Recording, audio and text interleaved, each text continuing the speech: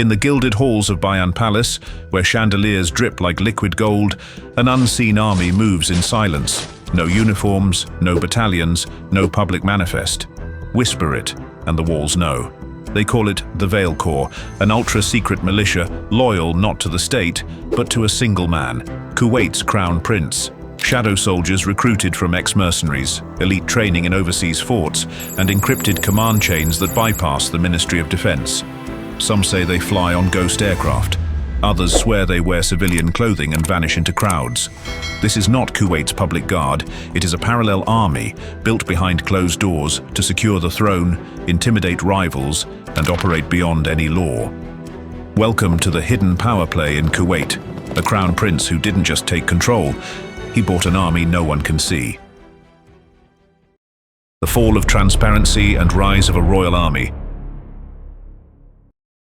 Kuwait has long been styled as one of the more open Gulf monarchies, a parliament, public debates, even protests. But those freedoms are paper-thin shields when the royals decide the real war is behind the curtain. It started with growing fractures inside the royal family, generational feuds, disputed inheritances, warnings from regional players. The crown prince, ambitious and wary, saw opportunity. To secure his position, he needed a force he could trust, one that answered only to him. He quietly began by contracting Western private military firms, retired special operations officers from Europe, ex-SAS, former French Foreign Legion. He sent them to Kuwait's deserts under cover of security training programs. Their mission was simple: recruit local talent, train them, and build cells that existed outside Kuwait's official military command. Simultaneously, in wealthy neighborhoods, shell companies purchased warehouse complexes and remote compounds in the desert. Under the radar, millions of dollars flowed into real estate and drone-driving simulators. The Crown Prince funneled funds through sovereign wealth accounts, masked by energy trading deals and strategic security partnerships, assembling the 1st Battalion, former police, bounced militia veterans, and border guards.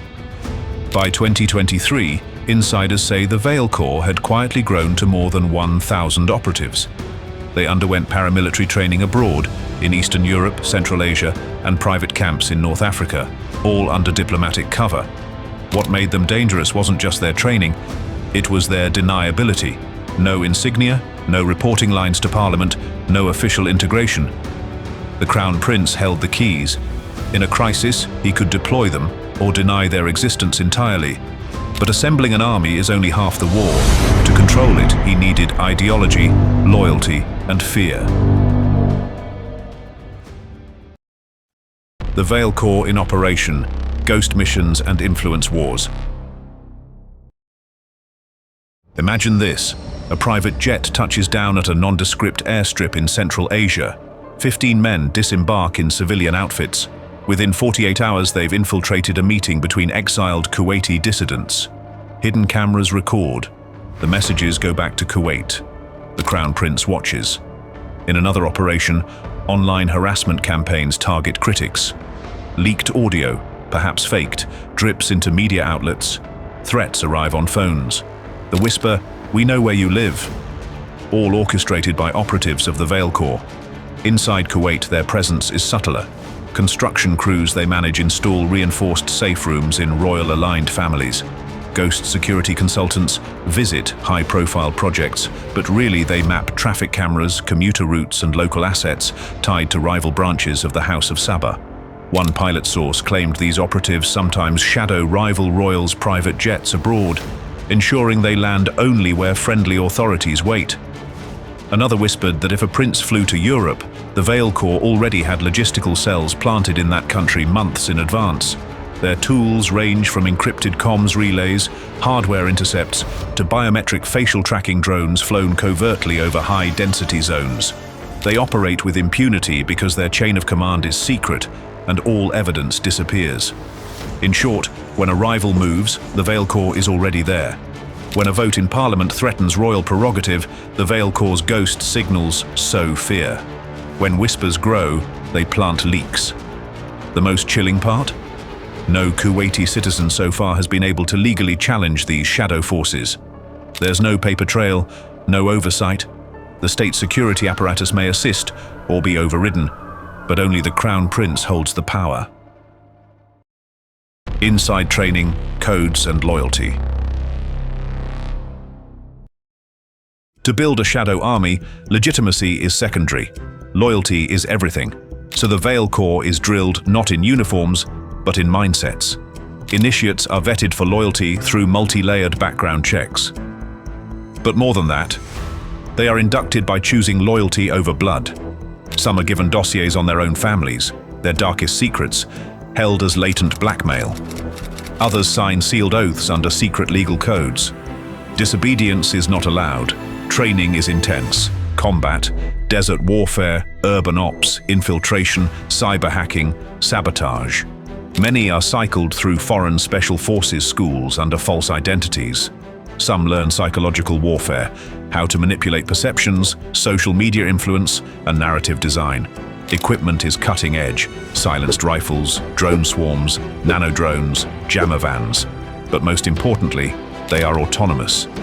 Cells operate with mission protocols, not daily supervision. That ensures plausible deniability. Each unit is flagged a Veil cell, identified only by code: V Alpha, V Gamma, V Delta. High Command sits in a locked executive suite in a palace annex, accessible only by biometric entry and rotating access codes. To maintain secrecy, they never meet Central Command physically.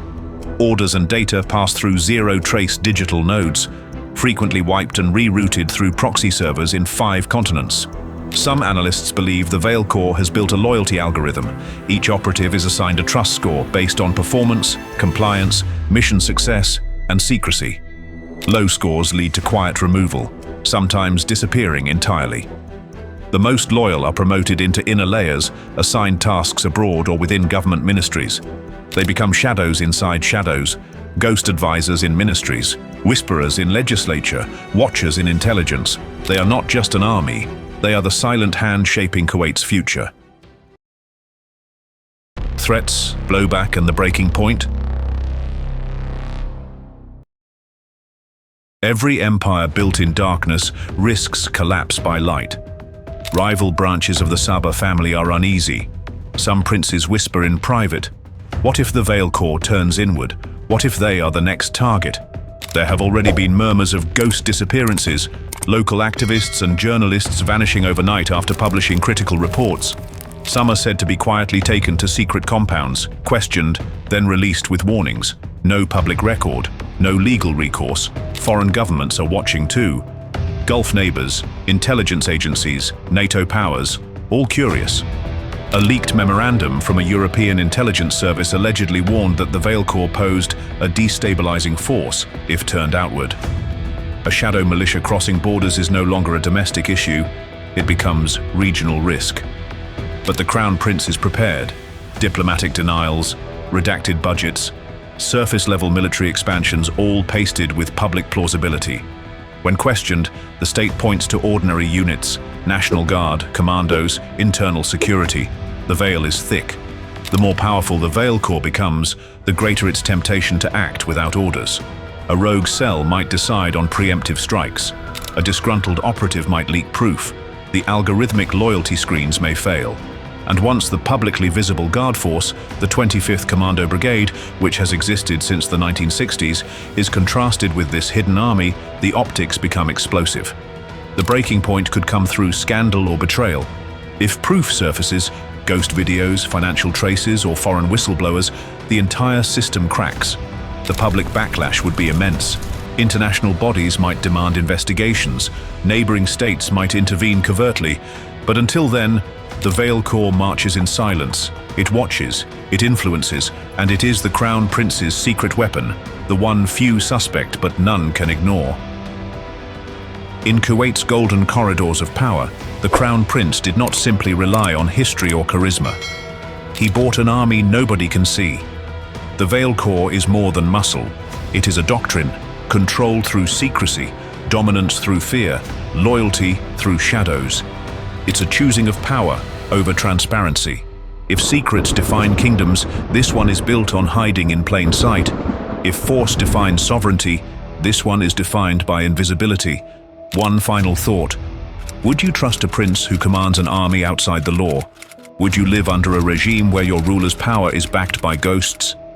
Drop your thoughts. One reply will earn a mystery gift from Luck Spensive.